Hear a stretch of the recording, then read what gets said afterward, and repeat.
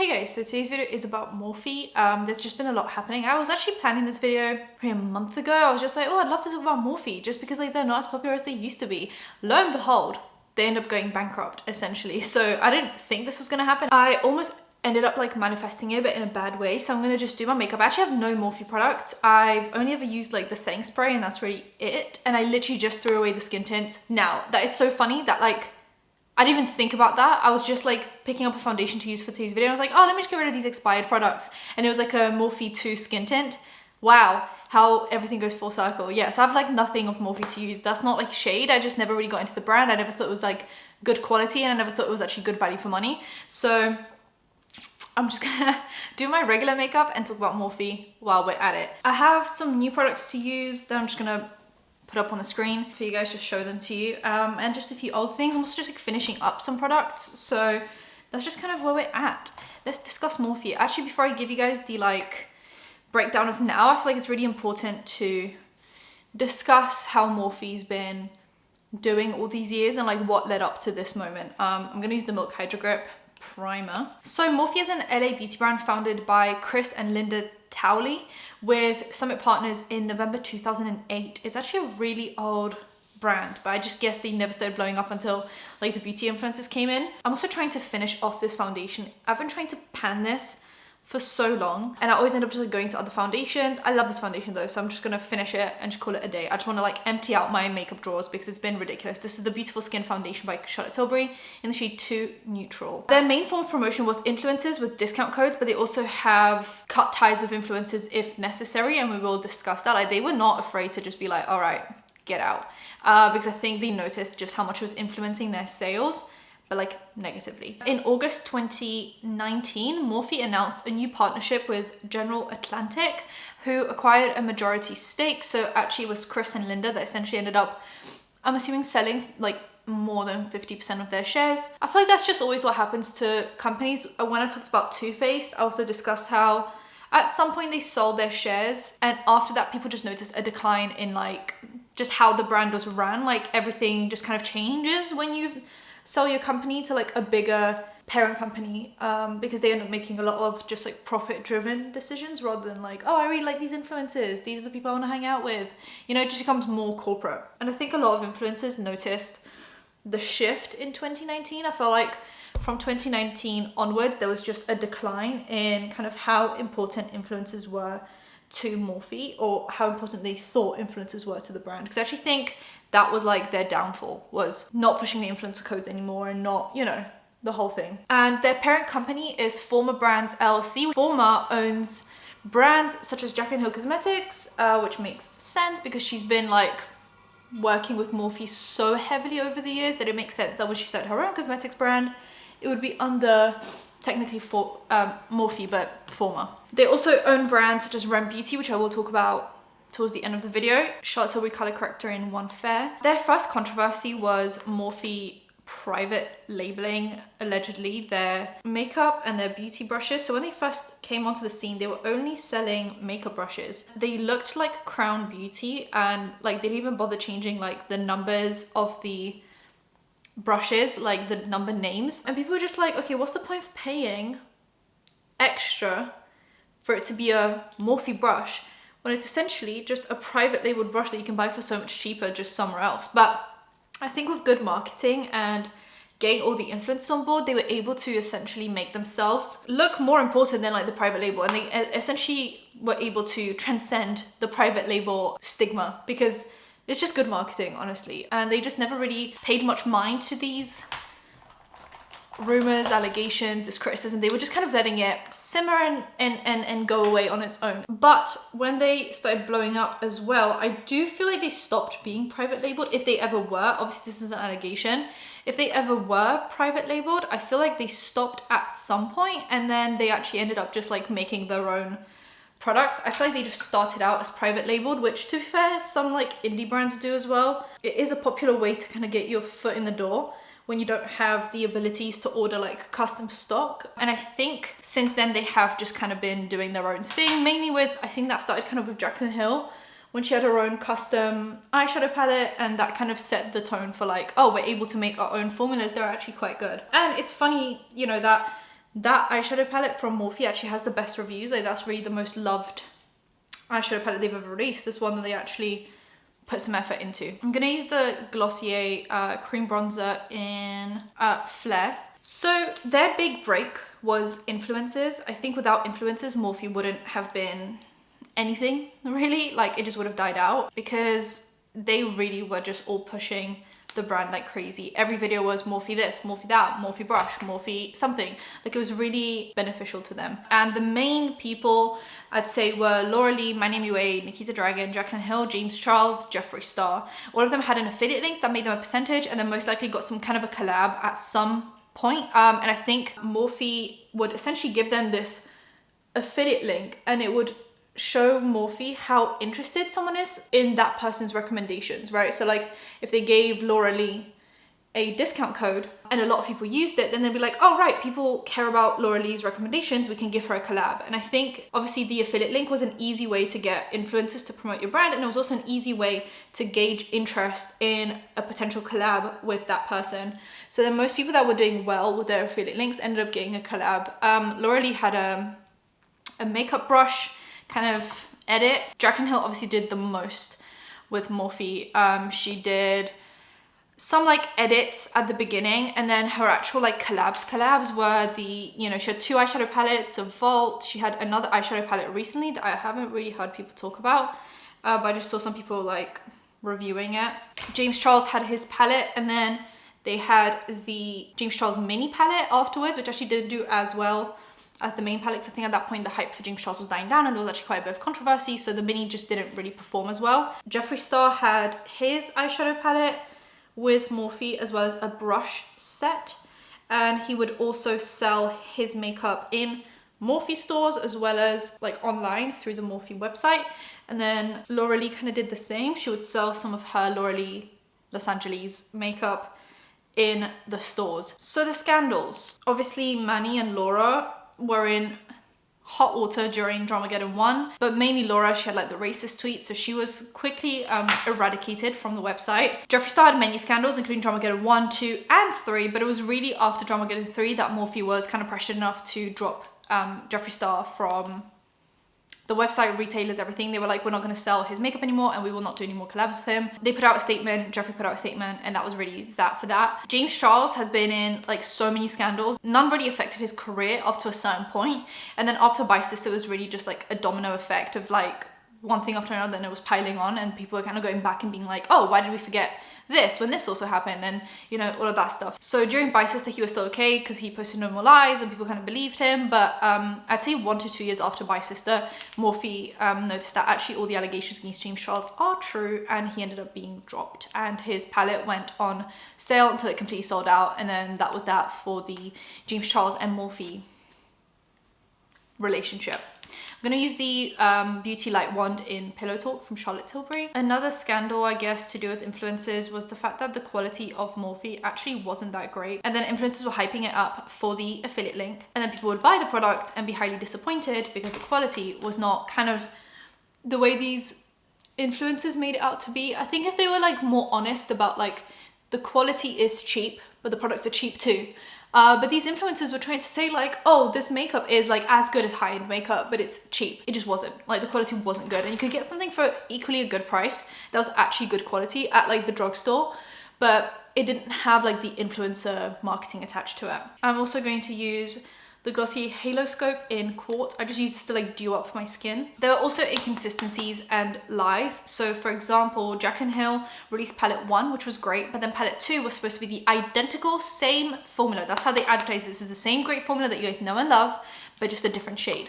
Turns out that it was actually changed. The formula was different. And not only was it different, it was also not vegan anymore, which they hadn't kind of let everyone know that like, hey, it's not vegan anymore, which is kind of something you'd want people to know. Like, yeah, people should be checking, you know, if they're vegan, they should be checking if products are vegan. But if you're saying this is the same formula and it is known to be a vegan formula, then why would anyone check again? Because you're saying it's the same formula, but it wasn't. Obviously after palette 1, Jaclyn announced the Vault that was supposed to be just reject shades from the original palette, which didn't really make sense. I think it was just a sales tactic because like all of the shades, all of the reject shades perfectly made for monochromatic palettes. Like, it just doesn't make sense. It was obviously that they just thought, let's capitalize on the success of the first palette and create the Vault.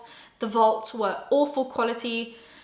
They started to recall them and said that they ripped out the pans out of the original palette without breaking the cardboard and put in a new formula, and that's why the packaging had the same labels on it.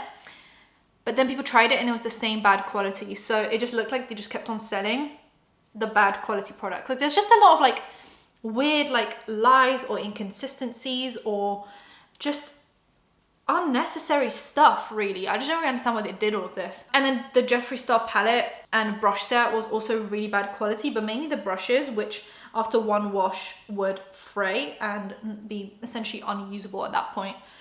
This is the Glossier Wowder. I think since then people had gotten really tired of just having like Morphe shoved down their throats by influencers, and the beauty scene on YouTube had really started to die down, and it was moving swiftly to TikTok, when new people were kind of rising to fame and they were making short form content. And for some reason Morphe just didn't end up blowing up on TikTok. I mean, they tried with Charlie, but I think that whole thing was they were going for like influencers that weren't known for like makeup. So obviously Charlie and Dixie didn't really promote this brand as much as these beauty gurus would promote it back in the day, because like Charlie isn't known for just wearing makeup. She would make like dancing videos. She wasn't making like a bunch of makeup tutorials, you know? So Morphe 2 kind of quickly came to be kind of irrelevant, and so did Morphe along with it. They also did collabs with Maddie Ziegler, Madison Beer, just kind of people that are known to have really pretty makeup. But the only problem with that is, you know, whenever you see Madison Beer doing an actual get ready with me tutorial, she's never really using Morphe products unless she's promoting a product that she had just released.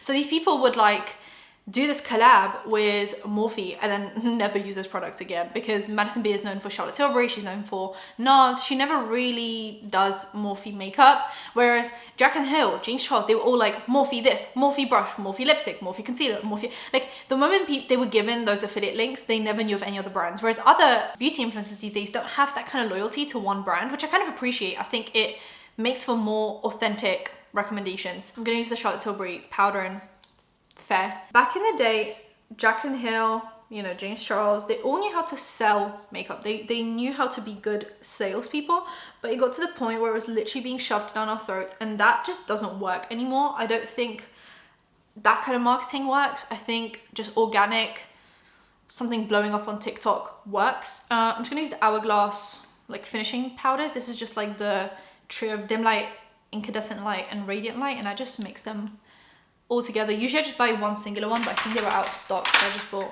the mix. After being unsuccessful in marketing to a younger crowd on TikTok, they, instead of just becoming irrelevant, also got themselves into legal trouble, which is where you have like an issue of a brand already not doing too well and then getting themselves in legal trouble. It's not where you want to be. So I'll quickly go over those. One of them was not paying rent at one of their locations and owing about $300,000. And they started paying it off after a threat of legal action, but then they actually ended up stopping paying it off at around $60,000. So then it was just some more trouble. And then that was already like showing the cracks that they could not afford to keep these stores open. And when Morphe first started blowing up with Jaclyn Hill and everyone kind of promoting it, they ended up opening so many stores at the same time. Like they weren't opening like one and then maybe another one. They just like, these stores just spawned out of nowhere. And I think that became a liability once, you know, the sales really started dwindling. I think if they had just opened stores progressively and slowly, they would have had a much easier time maintaining them. I'm gonna use my Nabla Skin bronzer in Amber.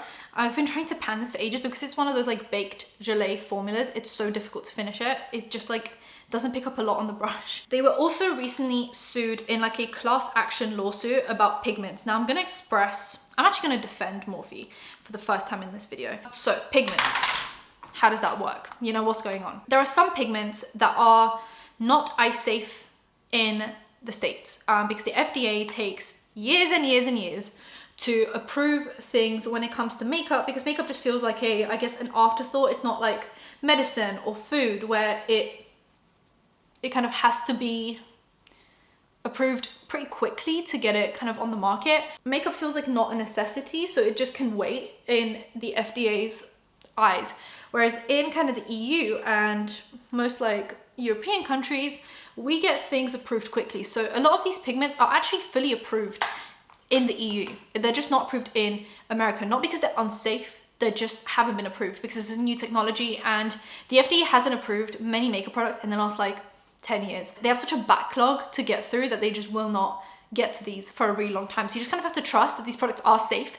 They're just not FDA approved. So the issue is mainly that pigment will stain your eyes, mainly when they are red and pink and purpley, those kind of shades, due to the red pigments. And I'm always fine with that. Like, I understand if I put on a hot pink eyeshadow, it's gonna stain my eyes. That's just kind of something that I'm like okay with. Some people might have allergic reactions, but like at the same time, you know, some people are allergic to milk. Doesn't mean that milk's not gonna get FDA approved. Like, just because some people are allergic doesn't mean that it's inherently like unsafe. So this was an issue with people saying that it wasn't clear enough that these weren't FDA approved. There is something to say about them like trying to be sneaky and like almost hide, like, or make it very difficult to find out which products, which eyeshadow shades are safe to use around the eyes, which ones are not. It's always a very small label. Yeah, I can understand that. But I think as a whole, this does feel a bit like a cash grab, and it is a class action lawsuit happening right now. And one of them is actually the James Charles palette. He had like a few shades in there that were like hot pink, purple, because he had like a rainbow vibe. So that is one of the palettes that actually is causing some of these lawsuits. And I know that Huda Beauty was also sued for her neon palettes, which, to be fair with that one, it was way more shady because the not safe for eye use was under like a sticky label, so you had to unstick it to figure out which one was going to be unsafe, you know? So that's a bit more tricky, and I think this one's just a tricky lawsuit for me to discuss because I don't completely agree with it, but I also see where people are coming from. I'm going to use the Ambient Lighting blush. This is my favorite blush of all time. Look at this shade. This is called Sublime Flush, and it used to be in the silver, I think it was called the Ghost Edit palette that they released for one of the Christmases, and I cherished that blush, and I recently rebought it because I had finished that palette a while back. So I'm so happy to have my blush back. I love her, she looks great. I think if you want a dupe, the Milani baked blushes are kind of a similar formula to this, and Luminoso will give you the same effect but just more peachy rather than more pink, but I'm sure you can find one on there that just looks more like this shade, but you can save a lot of money by just buying the Milani ones. I just love this formula. I think it smooths out my skin so well, and it's like the perfect amount of glowy and dewy and pink, and just look at it. That looks beautiful. I'll try to actually link products that I'm using this time in the description with some affiliate links. I always forget to do it, but maybe this time I'll do it and be a professional YouTuber and actually like do my job well, you know? So I'm gonna try to link these, both UK links or Europe links and US links. I also recently, exciting news, bought 3 of the shades of the new Charlotte Tilbury highlight.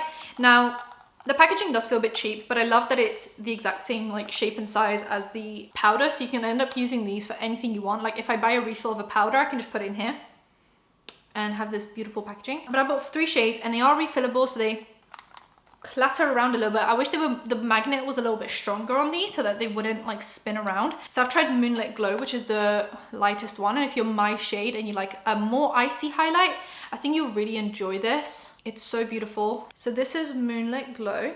I think it's so gorgeous. These highlights have a really, really good formula. Like they're just not powdery, but they're not like gelée either. Then the one after that is Champagne Glow, which I'm actually gonna use today. And it looks like this, just a more champagne. This is like on the edge for me. Like I think this one's still gonna be like easy for me to use, but anything after this, it's starting to get quite tricky. See, there is quite a difference between these two, so you can kind of see what difference that makes. And then this one is a risky one for me. I might end up having to use this as like a blush topper or just like a more subtle highlight if I'm not feeling like a highlight day. This is the Pillow Talk one. See, this one was starting to enter like weird territory, but I just love the Pillow Talk selection of things, so I thought let me just maybe use this as like a blush topper. I don't know. That is definitely going to be a blush topper for me.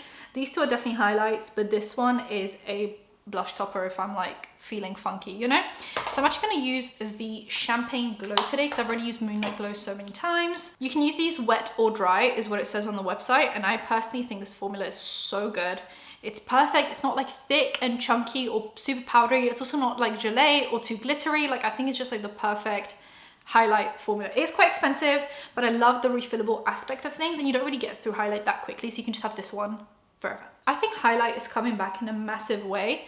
Like we're already moving away from the dewy like glass skin makeup and we're entering like a matte phase again. The brows are getting more like structured. And I think highlight is coming back in. I've noticed so many recent like highlight launches, and highlight was kind of on the decline recently, and it's come back big time. Look at that, that looks beautiful. Another lawsuit they have is by Shelby Wild, who created the company called Playa, which is a hair company, and Forma essentially bought out this company and said that they would like estimate 50 million in sales, that they would take care. They're kind of like they call themselves an incubator brand, so they will buy out these brands and help them fund marketing, production, that kind of a thing, to try and get a brand moving. And they promised her 50 million in sales. Like the initial payout, it was a few $100,000, and they paid her for kind of initially buying the brand, and they said they would take care of her, which the sales have been extremely low, and she says that they didn't take the care to like look after her brand. I'm using the Nabla eye primer, which is my favorite eye primer. She also mentions in that article how they essentially promised her, you know, good sales, but then they created Rem Beauty, and they obviously cared about Ariana Grande's brand more than hers, and that's why it ended up doing as bad as it did, was because they essentially took too much on their plate, and they focused too much on Ariana Grande's Rem Beauty to focus on anything else and put money into anything else. So you can tell that they've been struggling with like budgeting money and deciding where to put money for a while. I'm gonna use the Viseart Paris Edit palette. This has been my favorite little palette for a minute, and that's really it for the legal trouble, which is still a lot for one brand to go through in the last like year. So now we're going to talk about kind of recent days, and there have been literally updates. I was going to film this video yesterday, and then I'm so glad I didn't, because there were like new updates literally yesterday. Forma was considering a Chapter 11 bankruptcy, which is just a form of bankruptcy. It's where you don't completely shut down your company, but you essentially ask the courts to allow you to make sudden moves to try and gain some capital and be able to restart your company. It's kind of like what Revlon did, where they didn't completely shut down, but they were just trying to do things to be able to keep the company going and gain some funds, essentially. So it's just like a last effort to keep a company alive. An article had a source from Morphe that claimed it's due to the decline of beauty gurus such as Jeffree Star and James Charles, and that TikTokers weren't that interested due to different makeup techniques, styles, and trends. Also, I think the pandemic, you know, a lack of interest in a full beat, full glam makeup, which Morphe is super known for. And until Morphe 2 came along, they really weren't doing natural makeup. And then a few TikToks started popping up from just regular people on the internet saying that they work at Morphe, and they would come to work on just an average day and realize that most of their stock is gone, that they're not getting restocks of anything. Everything is sold out, everything's on sale. And they were wondering, like, are the stores closing? But management wasn't telling them anything. So they were just left in the dark to wonder if they would even have a job after any of this is done. So they were not letting any employees know. And then last minute, they would give these employees like a day to 2 days notice that the store was closing and that they were like out of their job. And all the severance that they would get would be like a week or 2 weeks, which like most people need more time than that to find a job that is going to cover rent and utilities and everything, mainly in this kind of economic crisis these days. Like, it is so disrespectful. I know that Morphe was falling apart and they were probably panicking, but you're a corporation. These people are individuals that need more time to get their life in order, you know? I also struggle with dry eyes, and this is a trick that I use, which is anything kind of in the inner corner has to be not very powdery or liquid and cream. But under my eyes, when I want to add some color there, I use like just like pencil shimmers, and this is my favorite one to use. This is the Pillow Talk kind of color chameleon from Charlotte Tilbury. And I just run that under my eye, and it just immediately adds some shade, and you can get these in a bunch of different shades, and I think the formula is just super creamy, and it helps me not dry out my eyes any more than they already are, while still having some shades under there. I'm gonna use a brand that I don't talk about anymore, just for my brows. A manager from a Morphe store basically filmed a TikTok saying that she hasn't been made aware of anything that's happening, but she believes that a bunch of American stores are closing. Essentially just a bunch of different TikToks of people, different employees being like, hey, like, we haven't been made aware, but just so everyone knows that like everything's like on sale and we're not getting any restock, so we think Morphe is like dying. And we didn't really have any updates until Morphe put out a tweet saying that all American stores would be closing, but some retail stores in like Europe would be staying open. I believe there's some in the UK, you know, there are a few in other places in Europe. So they would be staying open, and online retail would also stay open. So people are like, okay, so Morphe isn't going bankrupt, but they're just like closing stores. Since all of this happened, justice for Morphe employees has been like trending, you know, on TikTok and stuff, because people just feel so bad for these employees for not being made aware of the fact that they would literally be out of a job within, you know, a few days of posting these TikToks. Like, they just didn't know, they weren't made aware. Now they have like severance of maybe a week, and then they have to like spend that week desperately trying to look for a job that will take them. Which puts them in an uncomfortable position of like taking maybe a schedule that they're not comfortable with just because they need money, right? Like, that's ridiculous. So all of this is happening. What's pretty interesting is Manny and Laura addressed all of this on full coverage and said that after Morphe was sold from Linda, there was like no loyalty to the OG beauty gurus, and they slowly started phasing them out. Manny also talks about something really bad that happened with one of the people that worked for Morphe, but he didn't kind of elaborate on that. And it made him change his view on Morphe since then. And they addressed that, you know, what a flop Morphe 2 was, as Charlie and Dixie just like aren't interested in makeup. They're not beauty gurus. They dance on the app. Like, that just wasn't going to work. They kind of addressed that, which is pretty interesting to see like the old school YouTubers like address this, because it's so interesting. I'm going to use the Charlotte Tilbury lip cheat in Iconic Nude, lipstick in Very Victoria. Just dab it on. I don't swipe my lipsticks anymore because I don't think that looks very flattering. And just one of these Bejeweled lips from Charlotte Tilbury in the shade Blushed Gold. I like take most of the lip gloss off the wand and then just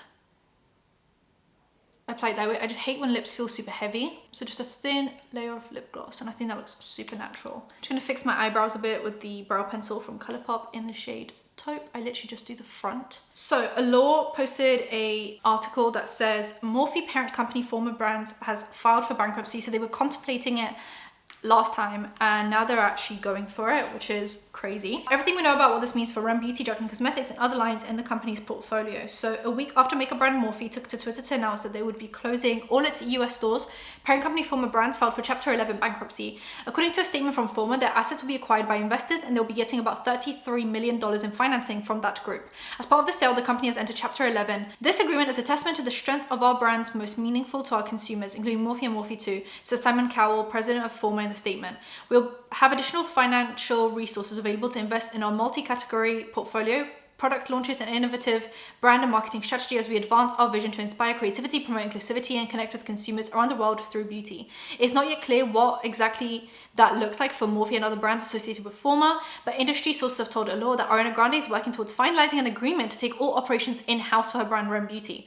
Those sources say Former has never had an ownership stake in Rem Beauty, but under a licensing agreement has overseen product development, manufacturing, and marketing. Following the closure of Morphe stores, but before this bankruptcy filing, Allure reached out to Former to ask what this meant for the future of the other brands in its portfolio, like Bad Habit, launched in 2020 with YouTube sensation Emma Chamberlain as creative director, Jaclyn Cosmetics, and Player Beauty, and the company declined to comment. Representatives for Bad Habit, Jaclyn Cosmetics, and Player all referred us back to Former. Rem Beauty has not yet responded for a request for comment. Obviously, Jaclyn's going to need to figure out a way to fund maybe her own company, or wait until Morphe gets back on its feet, if it ever does.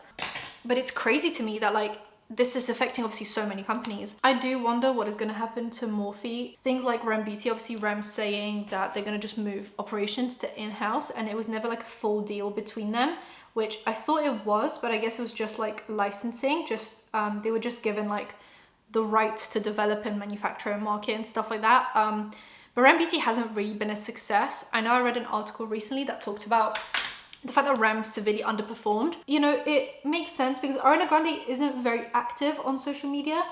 So she doesn't really have the time or like the opportunity to promote her own brand. And when she does talk about it, she doesn't seem very like passionate and enthusiastic about it. And I know some Ariana Grande fans are gonna get on my back for that. I love Ariana Grande. I just don't think this is like a passion project for her. I think this is just more that, you know, just something that she does because that was like the popular thing to do for celebrities, was start their own makeup lines. But it just doesn't seem very passionate. Like sometimes when she talks about her products, it's like she's using them for the first time as well. Like she's like unsure about their performance. Charlotte Tilbury setting spray for longevity, because we've got a few videos to film.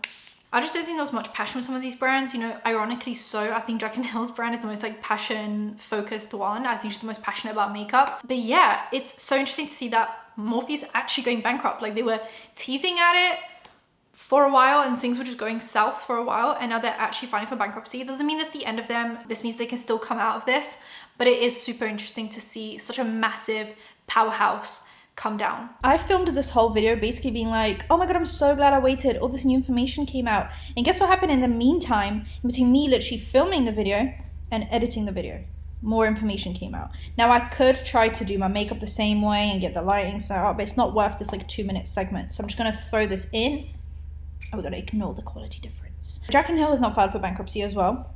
Jack & Hill Cosmetics, not Jack & Hill, the person, Jack & Hill Cosmetics has also filed for bankruptcy, which is probably because most of their budget came from Former, who had now filed for bankruptcy. So Jack & Hill Cosmetics is like, we're going to file for bankruptcy as well. Another thing, court documents have come out now because obviously Former is filing for bankruptcy. They have to provide a bunch of information about their financial situation, their financial debts, assets. They have to weigh all of that up in the courts of law. And the information coming out right now is that Former owns a bunch of money to 3 influencers in particular. One of them being Jeffree Star, one of them being James Charles, or James Dickinson, as said in the documents, just so you don't get confused if you see James Dickinson instead of James Charles. James Charles just is like a not legal name. And Jack & Hill. Combined, they're owed about $6 million. The Jack & Hill one is currently in dispute, whereas the other ones are not, which I'm not really actually sure what that means. I haven't completed my law degree. I dropped out. That is either, people are debating, is that because they loaned money to Morphe when it was first coming up? Was it because they invested in the company and they were like secretly investors? Or is it purely affiliate link and collab payouts? They haven't been paid because Morphe was on the rocks and they couldn't pay them out in time. So they just kind of had like this debt ongoing. And now because they've filed for bankruptcy, they're still unable to pay these out. What's actually also really interesting is if it is these affiliate links and these collabs that they haven't been paid out for, that is super interesting because only Jack & Hill has stayed with Morphe this whole time. Obviously, James Charles has been dropped by them a while back, and Jeffree Star has been dropped by them way before that. So the fact that they haven't been paid since then shows that these cracks have been showing in their finances for probably 2 years now, and they were trying to hide that when they could have just like shut down the stores quicker, given people more notice, tried to recoup their finances. Anyway, so that's that on that. That's it for today's video. If you guys enjoyed it, give it a thumbs up, comment down below, anything to comment down below, and subscribe to post videos every time something kind of catches my interest. And I'll see you in my next one. Bye guys.